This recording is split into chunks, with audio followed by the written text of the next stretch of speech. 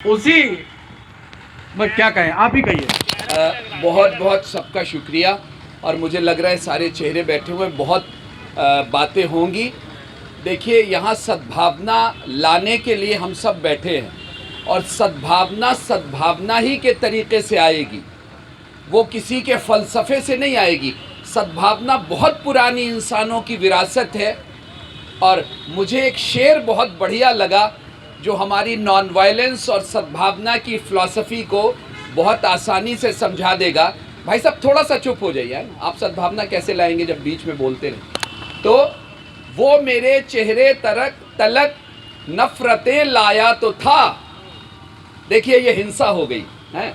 वो मेरे चेहरे तलक नफ़रतें लाया तो था, मैंने उसके हाथ चूमे और बेबस कर दिया। अब आप कहें हमसे ये नहीं हो पाएगा, तो जाइए और काम करिए। दुनिया में बहुत से काम करने की ज़रूरत है। मोहब्बत के लिए कुछ ख़ास दिल मखसूस होते हैं। ये वो नगमा है जो हर सांस से गाया नहीं जाता।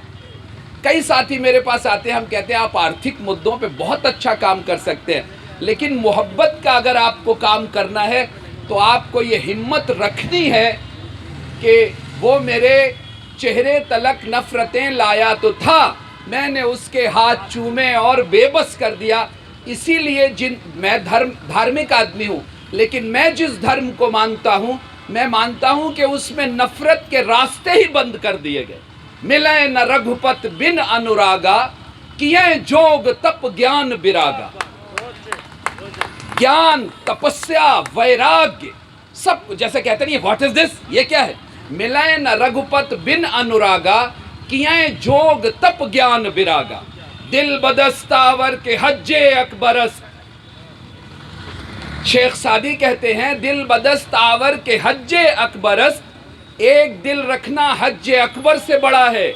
अज हजारा काबा यक दिल बेहतरस, 1000 काबों से बेहतर एक दिल को राजी कर लेना है। और फिर वो उसका रीजन बताते हैं कि ऐसा क्यों। काबा बुनगा है खलीले आजरस, दिल गुजरगा है जलीले अकबरस। क्योंकि काबे को इब्राहीम ने बनाया है और दिल को अल्लाह ताला ने, ईश्वर ने। जो हम धार्मिक लोग हैं, हम यही तो मानते हैं कि दिल में रब रहता है, और जब दिल में नफ़रत होती है तो रब निकल जाता है। इसलिए ये सारे धार्मिक लोग जो है, हज़रत मोहम्मद सल्लल्लाहु अलैहि वसल्लम ने फरमाया उसका दीन बेहुदा है जिसमें से नरमी और मोहब्बत निकाल ली गई। उधर भी कह दिया, मिले न वो राम ही केवल प्रेम प्यारा, जान ले हसो जानन हारा।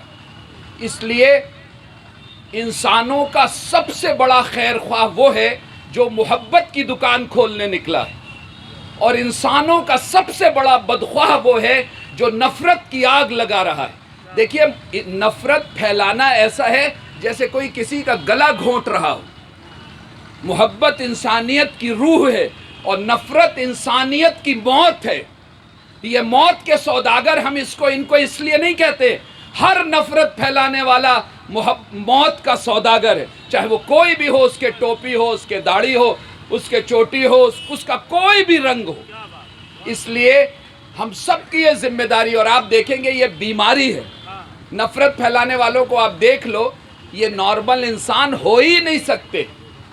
और यही रास्ता जिसको मैंने राहुल गांधी की यात्रा में भी कहा था, हम आपकी मोहब्बत की दुकान के ख़रीदार बनने के लिए अपने आप को भी फ़रोख्त करने के लिए तैयार है। ऐसे आनंद कुमार जी और हर नफ़रत मोहब्बत के जो सौदागर हैं, जो मोहब्बत को लेके निकले हैं, हम उनको सलाम करते हैं, उनको सैल्यूट करते हैं, उनकी मिट्टी को सर पे लगाते हैं। क्योंकि मोहब्बत, आपको मालूम है, बाबा फरीद जब किसी को आशीर्वाद देते थे तो कुछ नहीं कहते थे तुम्हें धन मिल जाए, दौलत मिल जाए, कहते थे जाओ तुम्हें इश्क हो जाए। क्योंकि इश्क करने वाले जिंदा रहते हैं और नफ़रत करने वाले मर मिट बेकार हो जाते हैं। तो इसलिए हम उन सबको लोगों को जो मोहब्बत फैलाएं, चाहे वो अखिलेंद्र प्रताप सिंह जी हों, चाहे वो हमारे राकेश रफ़ीक भाई हों, खैरनार साहब हों, खन्ना साहब हों, मेधा जी हों, आनंद कुमार जी हों, इनको सलाम करते हैं। और हर तरह से मुझसे कल लोग पूछ रहे थे, मैं केरल में था, तुम्हें डर नहीं लगता है?